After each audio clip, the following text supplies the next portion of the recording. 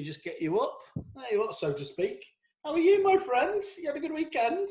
It's over. Another weekend done. I think this is weekend 7. In the bag, baby. I don't think I could actually tell you what it was. If I tried, it just feels like this is how it's always been. Thus, I feel like there's that film, The Time Machine, with the Morlocks who live underground and just sort of come out every now and again. And well, anyway, I'm mixing my metaphors.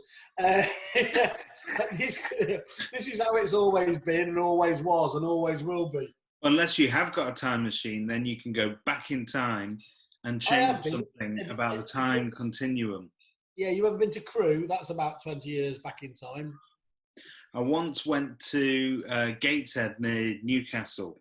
Yes, on the other side of the river, no less. I'm never going again. To all our Geordie... Geordie listeners, hello! Paul Mackay from Sarah Mains, Andrew Craig. Simon, I don't normally plug what else is happening on the show this week, but genuinely... Oh, look at him there. That's amazing. He's coming for tea tomorrow. Eh? I thought that was photoshopped. I had no idea you'd actually done something like that. Well, yesterday we invested in a printer because... There goes all my excuses. I used to disappear every couple of days to go and print things at the office, and now I have to remain at home. This is down. So let's kick off the week on. Well, there's a number of reasons to be high, and not high in that way. First of all, that was a great week last week, wasn't it? I think we both enjoyed the Tom Panos interview. I thought it was a really good interview, and more importantly, we got some really good feedback. So. Sometimes with the industry greats, you're very used to hearing them say the same things again and again in the same interviews. And sometimes it's like a footballer really. Sometimes they can have excellent matches where they're going to score fantastic hat-tricks. And then they'll have some matches where, they hardly show up. But and Tom can have his moments as well. But everybody agreed that this was a proper strong performance from both Tom and also the Kerfuffle game. Well, it was sandwiched as well, I thought. James Chumble, obviously less well-known than Tom Panos. But James, who was ex-Winkworth and obviously been in Australia now some time, I thought that was about as enlightening for somebody hands-on who's lived and breathed both the English game and now is over there. You asked some very, very good questions for once in terms of teasing out of him the differences. And he was very honest about it, wasn't he? Yeah. I'm always amazed by what goes on in Australia in terms of the lengths that they go to in order to sort of get their clients the best price and the best service and all of that. And obviously we're learning a lot from them, and it's nice to hear from somebody who's had a foot in both camps. But you can do it with margin, can't you? Well, the thing I always remembered at Repeat was margin gives you options. You can't do it if you're down to bare minimum fee, can you? And it's a virtual cycle, because I remember talking to a few of the guys from the in the very central Melbourne suburbs. So this is the old boys club and everything else there, and they do seem to do a much better job of not stabbing each other in the back, so not dropping the fee just to beat the other one. They will hold firm on fees and actually will say no to business. It strikes me far more than over here, where eventually you'll get somebody who'll take a bit of bad business, or at least a bit of unprofitable business. It's interesting because, I was reading on one of the forums this morning. I think it was one of the boycott Rightmove groups. Somebody, sorry. Just reading it here, yeah. The ones with all the surveys in and all of that as well. Yeah, someone was having a good old bellyache about how not enough agents have got the balls to leave and all this sort of stuff. I think the message is this: as long as the mindset of UK agents doesn't change, and we don't start to value our work more and our worth more, then we're never going to make that leap. We're never going to be able to provide the level of service that's needed, or charge anywhere near what that service is worth. And I think that other suppliers. This should teach you that suppliers feed off this. So if you've got Rightmove who feel that your only value as an agent is the exposure that they give you online, they're going to keep selling you that, and you're going to keep paying for it. They will keep playing one off against the other because it's so easy to do that. So it needs everybody to step away and to realise that in order to be world class and to provide a world class service anywhere near what rivals the Australians or the Americans, you might have to charge for that, and I don't think you should be afraid of charging for it. No, you're very metallic today. Are you downloading lots of Pornhub at the moment? So well, as you know, I have been having some hardware problems due to the vast amount of Kerfuffle episodes I've been uploading. Is that better? It's a little bit. No, I think it was more the. It was more your broadband or whatever. It was just going a bit. My internet connection is very unreliable. I had to pause it 3 times in the middle of Pornhub daily update today. Well, no one wants that. I mean, that's just no one wants. I felt at some point that my actual broadband provider was teasing me a little bit. Every time I got close. What? You mean even your broadband provider's asking you to last a bit longer? Go on, son. You can make that. Go on, you can last. I don't want to. You can make that stretch. I did see some news today, and there's some great stories today, aren't there? Across all 3, property industry, the negotiator, estate agent today, they've all got it. It all feels like it just feels like the start of the end or whatever else, doesn't it? And it's and I mean that in a good way. Chesterton's beginning to unfurlough staff again. Bit of a good news story. Yeah. Our glorious leader. Peter Knight. No. You can do whatever you want. He's but Boris is out on Sunday, which we're all expecting is to start announcing the lockdown ending to whatever degree that was. Most people say that agents appear to be in that first bout of industries allowed back as well, which is great news, isn't it? So the Guild have issued some guidance to agents, and in fact, I think it's probably free even for non-Guild people that are not members. It's really helpful. It's how you can sort of stage the coming back to work in such a way that maybe you have people in different parts of the building. Maybe people will be taking a bit of a break and staggering it slightly. Yeah. What are you going to do at home? Are you going to just stay in the shed, or are you going to move back into the house eventually? Why would you give up all this? I've got my green screen. I've got my little heater over there. Admit it, you're going to miss this.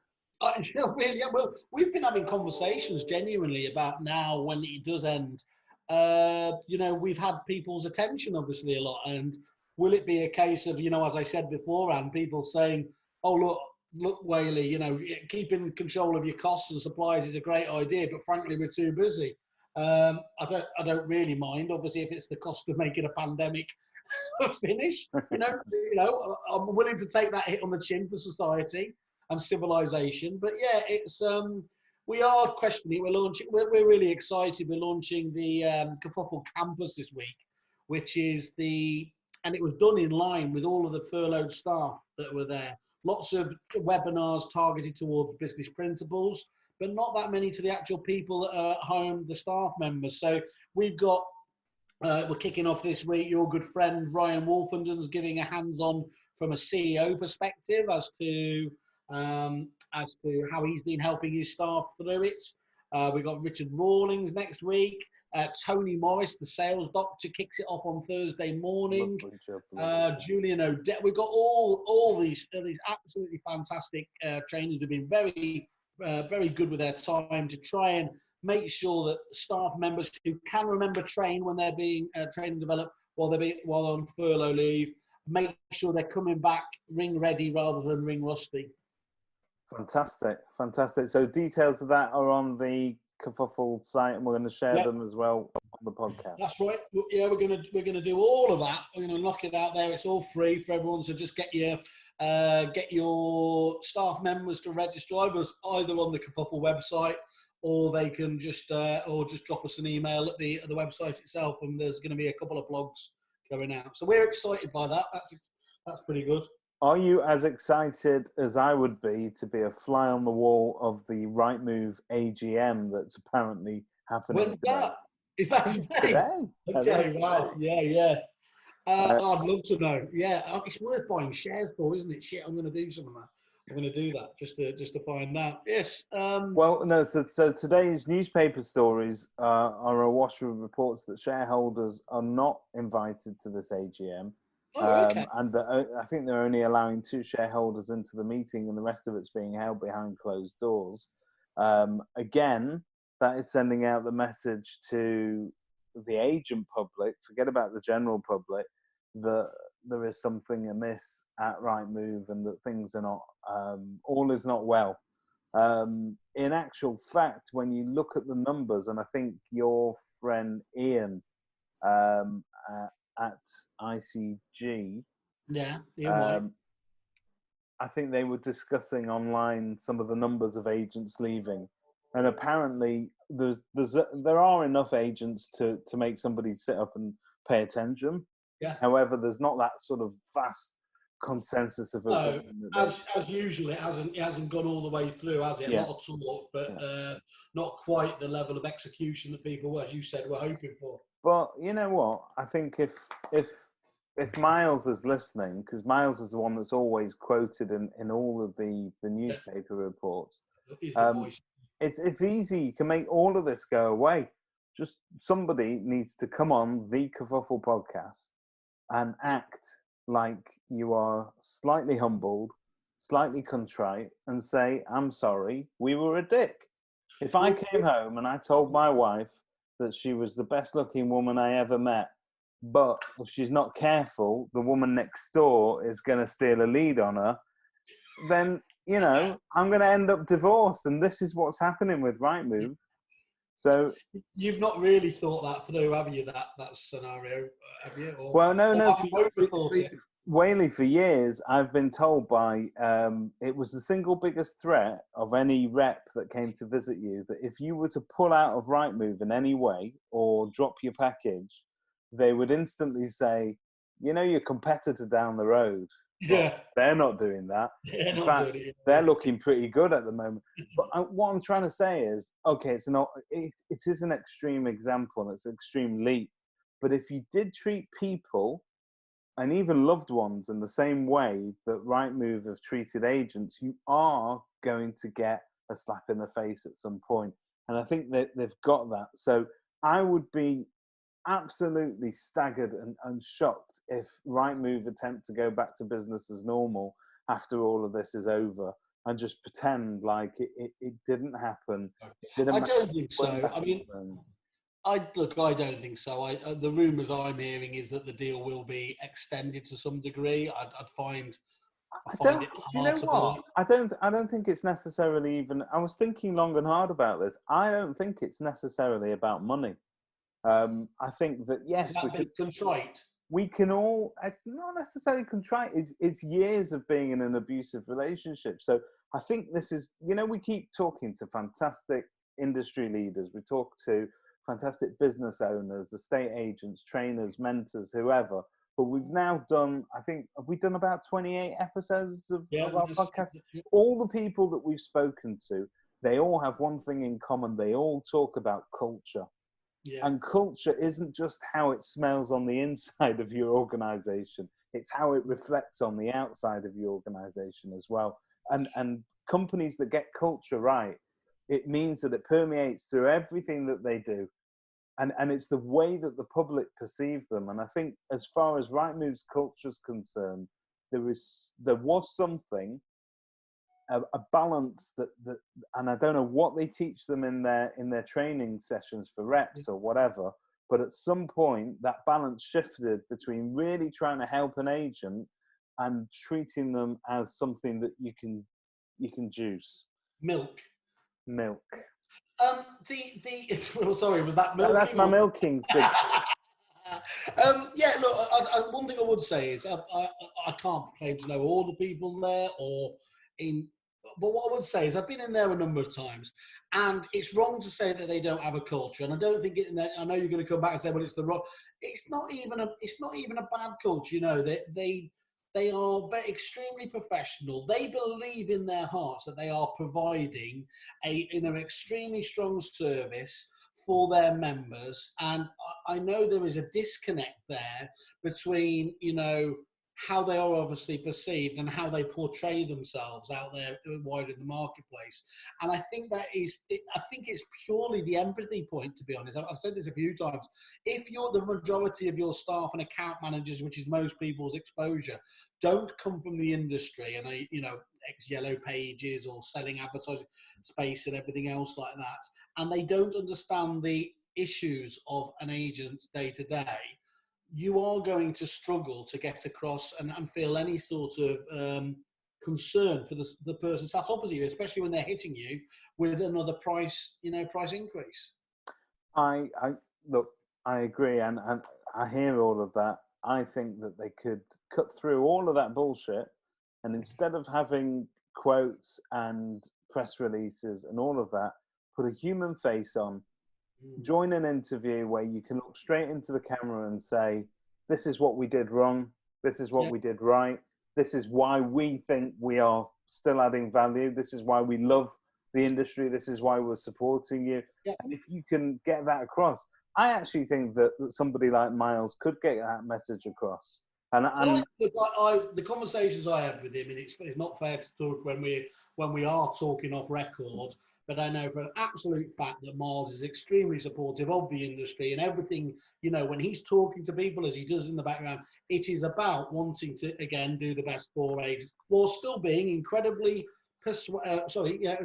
incredibly loyal and trying to, you know, as you would, defend your business's best interest. So look, well, we're giving them a platform, aren't we? So we've said not next week, but the week after, we're going to essentially give every portal supplier out there the opportunity to talk to us about the current state of play. Yeah, we're going to do a who's who of property portals. We'll be discussing who the shareholders are. Pods. Sorry? The property pods. The property pods. We'll be discussing who the shareholders are, who controls the company, what they've achieved, what they charge. We'll just be looking at everything. And hopefully we'll get an opportunity to speak to the people behind those portals so they can actually put a human face on these faceless corporations. Well, I think so. Look, you know, one of the problems has been in the past that they've been very reticent again to, you know, a bit like the cowardly leader, the cowardly lion, Boris, when he obviously took himself out of all interviews, didn't he? But I think now more than ever is not the time to go and hide in a fridge. You know, it is really about let's come and talk to the people here and portray yourselves. I think from what I understood, when we had a conversation, was it with John Paul? And you were pretty punchy, which is a bit stupid for somebody you're quizzing who's a cage fighter. But you're talking about obviously what Property Mart were doing. And actually, John Paul put forward a very robust defence of what Property Mart were doing. And you know, working in the background, unlike us, quietly and getting achievements there.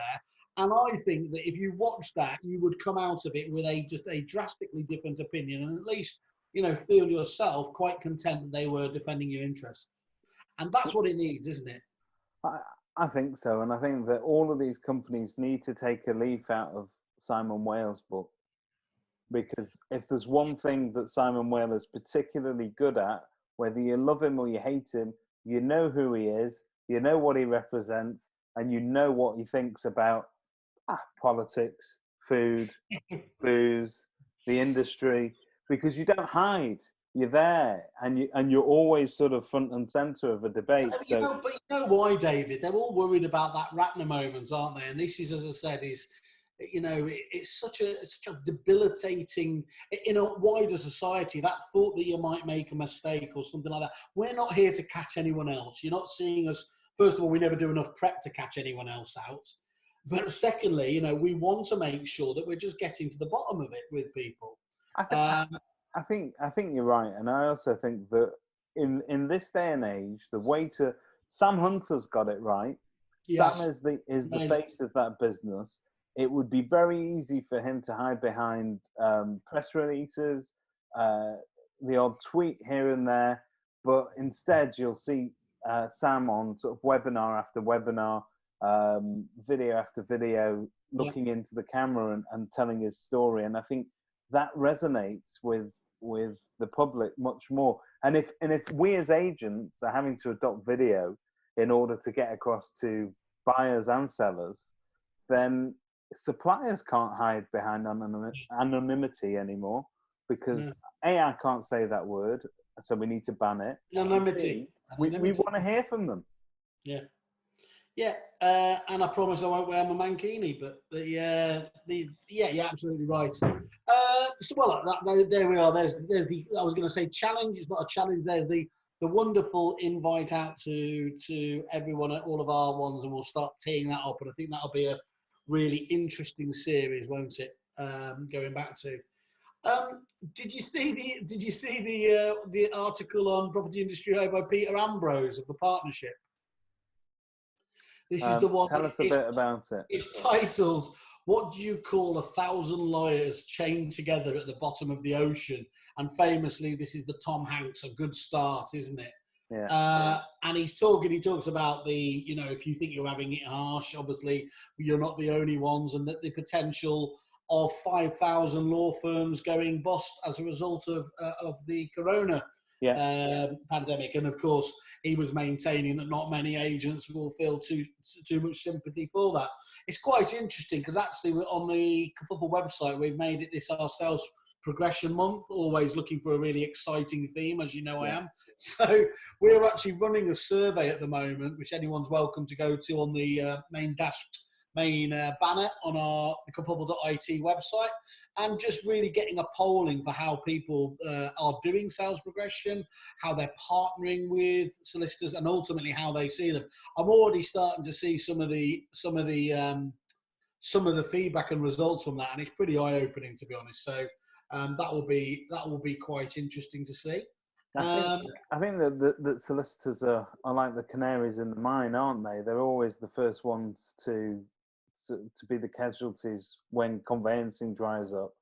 I think we saw that back in 2008. There was this massive move to these vast conveyancing call centres where they packed them, and they really relied on volume. And a lot of solicitors have had tremendously good years over the past 2 or 3 years. They've had to take on more staff. They've expanded. There's been no shortage of conveyancing. So I think it's one of those things that it fluctuates. With conveyancing, David, what do you do currently? Do you have a local solicitor? Have you used any of? Okay, well, I can tell you firsthand. We've never discussed this, have we? But No. we have tried it all the different ways. So initially, when we opened the business, we thought that it was extremely important to work with other local solicitors. Because they're local businesses that you want to support. They're more likely to know people in your area that are looking to move. More likely to recommend you. There's probate work, which is like wow. So that's one of the questions we asked there, and as I said, many of them appear to have a shipman-esque relationship given the amount. But then others having absolutely zero. Let's face it, it is. Obviously, the reason why that's important is that when it comes to picking which agent has the sale, solicitors play a tremendous role. Very often, they are executors of of the will, and they make sure that the instructions get given out. So you have to treat them well. So initially, I think we did it that way, and there was a lot of reciprocation. And I would have lunch with solicitors, and I'd say, look, I am not looking for a penny from you as a referral fee. I am looking for reciprocation. I want you to recommend us to your clients. So that worked particularly well for a couple of years. We then probably built the business up to a certain level where we flipped it on its head, and we thought, wow, we're actually giving out more solicitors' referrals to solicitors than we're receiving from them. So can we now start to move to a model where we do get some sort of kickback? So we did. I think in some cases we were earning something like 75 quid. We had to declare it to the clients, which was always awkward. And we then tested. Do you think it is though these days? I mean, isn't that just perception? I mean, people just don't care, do they, these days? It depends what kind of mindset your client's got. So if I were to turn around to you and say, look, Simon, I'm going to recommend you to a solicitor that can handle your, criminal case that you've been accused of molesting that woman in that place. And hypothetically, imagine that was the case. And I said to you, look, use this solicitor. If you knew that I was getting, say, 200 quid off that solicitor, you may look at it that's 200 quid that inevitably has been added to your bill. Yeah. So that instead of benefiting from that saving, it's been added on top. So it depends which way you look at it. We did move to a model. There was a company, I think, called Move With Us. There is still a company called Move With Us. Move With Us have a very slick conveyancing model based on referrals. Their referral fees that they pay are tremendously good. They're really, really good, and therefore, and they kind of try and white label it. So rather than say, oh, you're going to get a call from a solicitor, it'll say, oh, you're going to get a call from Normie and Company's conveyancing experts or whatever. So that is one way of looking at it, but it totally takes away that personal relationship that you might have with local solicitors. So yeah, I went to the LFS conference. I was asked to talk there. Was it last year, the year before? And it was the first time that I'd heard them, talk about them as the factory solicitors. Yeah. And they spoke about them in exactly the same way as they did about the purple bricks. That. I thought that's all. It seems a bit unkind. I've been around businesses like My Home Move, and they're exceptional businesses. Based on scale, but efficiency and the technology supporting them. Their e-way system is absolutely fantastic. And again, I was just looking here through some of the results on there. I mean, the actual, what was it here? The average referral fee, interesting enough, was £168.70, which quite.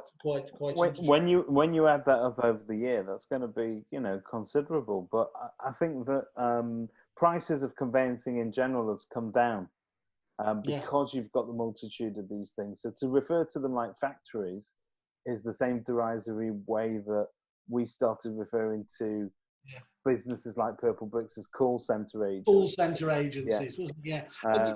Were you aware, by the way, that Move With Us and My Home Move got together? I didn't know that because they formed an absolute, and I can't remember what the parent structure, what it was called or whatever, but that was obviously massive. And you're right, because they were doing a lot of big business on the conveyancing side. It was a fairly natural. They were. I think they did say they'd been taken over. I think they had some American investors at some point that were there. So I think they did give us a heads up. But again, we moved away from that model and back to the local solicitor model, because I think that at some point that local, if you want to be digital mayor of your town, you don't just have to be digital mayor. You have to be the actual mayor. You have to build local relationships. And so if that's your mantra, you have to live by it. Well, you remember John Hanford, who came on the show, and I remember he was using one of those factory ones, and he went to, I think he had a variety of solicitors, but for him, the overriding, he didn't take a penny in terms of referral fees, and probably at that fine and country end of the market, all he cared about was holding them to the highest, obviously, customer service. Yeah, look, it depends what you want, but I think we're now living in a post sort of lettings fee ban world where agencies as a whole who offer both sales and lettings are looking to still supplement to fill a massive gap in their income. And we're still playing catch up, no matter how well you're prepared for that. And inevitably it comes down to referral fees. So, and referral fees obviously have to be declared, they have to be disclosed. And in doing so, and the way that you do it changes sometimes the nature of the referral with the client. Did you see you're talking about fees and everything else, slightly different tangent. Did you read through that story I sent you over in the Sunday Times the weekend up in Scotland, where Carla Holmes was building a development in the catchment area of a particularly well sought after school? I saw that. Let me just read it you out again, just so we can get the story right for our listeners here. It's, top schools buy a home, win a place offer causes uproar. Competition to ensure that a child puts on the mocha brown blazer of Jordan Hill School is so fierce that neighbouring homes are priced at a 20% premium. A place at the 600 capacity campus in Glasgow's leafy West End, which regularly tops the Times rankings of Scotland's best schools, is already the most coveted in the country. Yet with desperate parents inflating the housing market to secure a berth, a property deal is threatening to put a pin in the pricing bubble while further stoking the admissions battle. Under a controversial plan in which Jordan Hill would bank £1.6 million, Wow. families in 400 new Carla Homes properties on land adjacent to the school would automatically be moved into the top priority catchment area. What do you think of that? Do you think that's is that innovative revenue stream exploration? It is, and the message behind that is that postcode buying into a postcode just to get your kids into a certain school is a very, very real thing. Yeah, it is. In all areas. It always struck for me, you know, me coming from my, obviously, as you always call it, champagne socialist roots, and you know, these people who would, you know, really critique, even the likes of, you know, famously Diane Abbott, I think, sent her kids to there, and yet they'd feel, you know, have a real go at people paying private school fees, and yet wouldn't feel any pang of guilt whatsoever by actually paying 10, 20, 50, 100 grand more just to get into that sweet spot in terms of the catchment area. And a good school will therefore increase the price of your house. So take where you live, your local school your kids go to. Yeah. If you didn't live there, you wouldn't get a look in. And thanks. Well, I'm just saying. But it happens here as well. You get people I have moved plenty of families who have moved just 10 miles, 5 miles down the road because they need to be in a different postcode suffix. So it works, yeah. Yeah. So do you think that's just absolutely okay, or do you think is it just one of those vagaries of the system we have at the moment? I think my message to all champagne socialists is it's tough. When you've got money, when you've got money, it means that you can buy the finer things in life, and sometimes that means getting your kids into a certain school, and it greases the wheels. It's not fair. It's not meant to be that way. It's horrible, and it happens with the university places we've seen over the years and all that sort of stuff. We know that for generations, parents were sending kids to private schools and paying massive tuition fees. And they were pretty much guaranteed entry into Oxbridge, not based on their academic merits, just on the school that they go to. So it's an economic reality of life. And it's unfortunate. Talking about realities of life, one story that jumped out of me abroad. Have you been watching is it Chasing Eve? Is it the Chasing Eve story with the Russian psycho lady? I've not watched that, but yeah. There was just me alluding to it because famously someone was thrown off a building in the episode a couple of weeks ago. But the story that jumped out at me here was a doctor has become. Sorry, I shouldn't laugh. Let me just tone that down as much as you can do with this candy floss haircut. A doctor has become the third medic in Russia to fall from a hospital window after complaining about working conditions and a lack of PPE. So you're used to obviously bad, you know, we're used to obviously not being exactly covering ourselves in glory here, but you haven't got falling doctors and nurses to contend with, have you? I mean, that's pretty. Not quite. Do you know what? I actually started thinking about PPE slightly. Why? Because you have to wear it.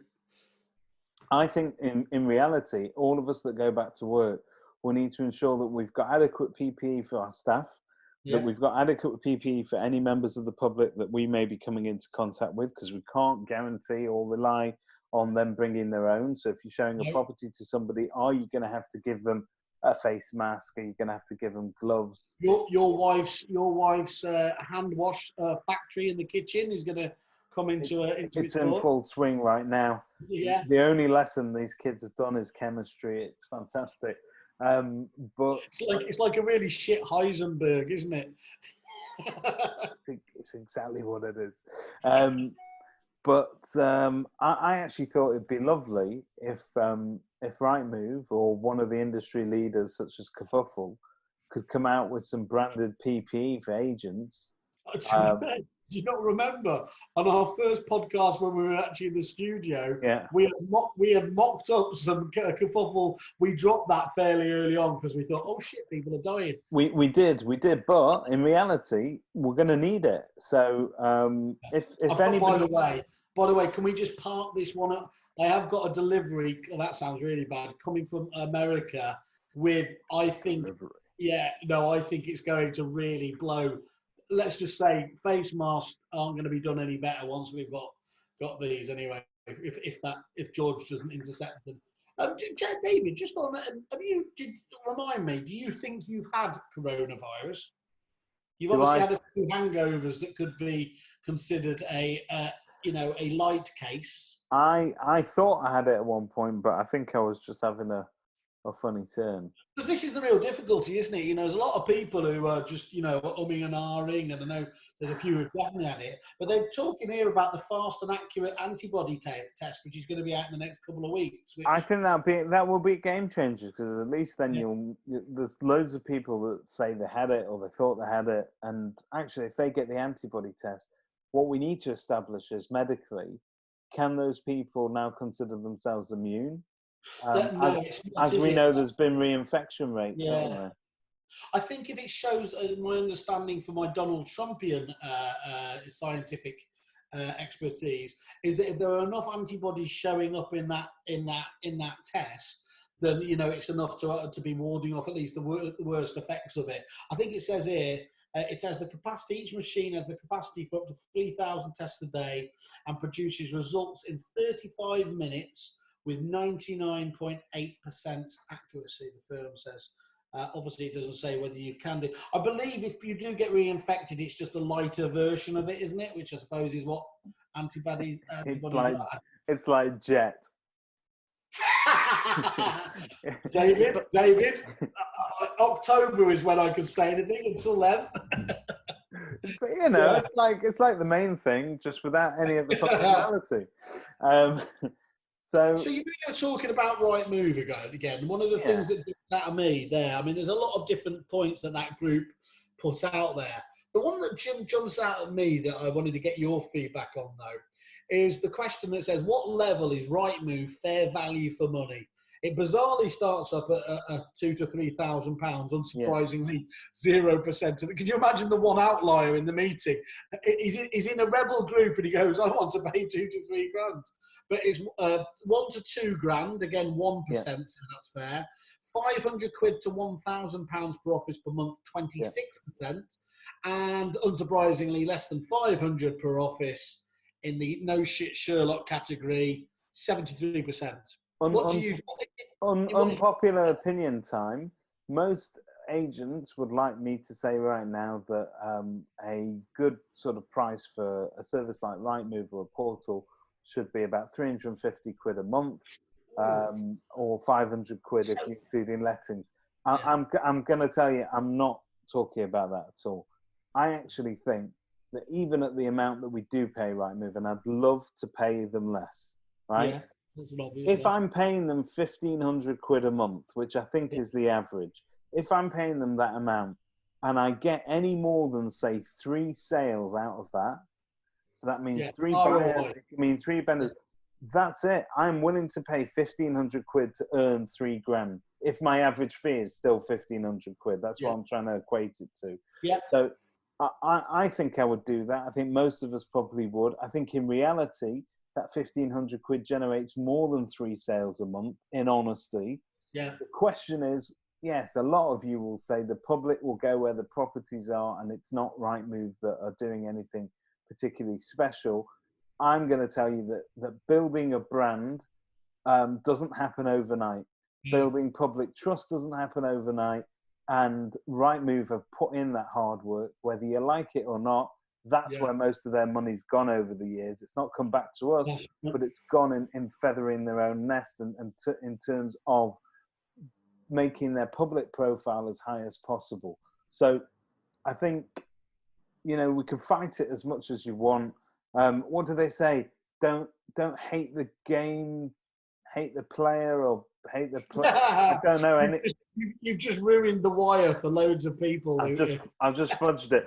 But I guess what I'm trying to say to you is, yeah, Rightmove are the big nasty guys at the moment. We get rid of them. Who's coming next? Who's next? CRM companies.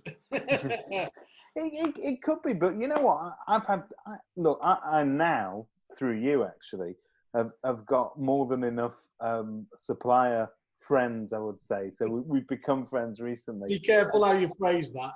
No, but you know what? These are all people with businesses that employ. They're SMEs. Most of them are SMEs. Yeah, they've all got families to feed. They've all got staff to pay. Why do I begrudge them making any money? No. Do they help me?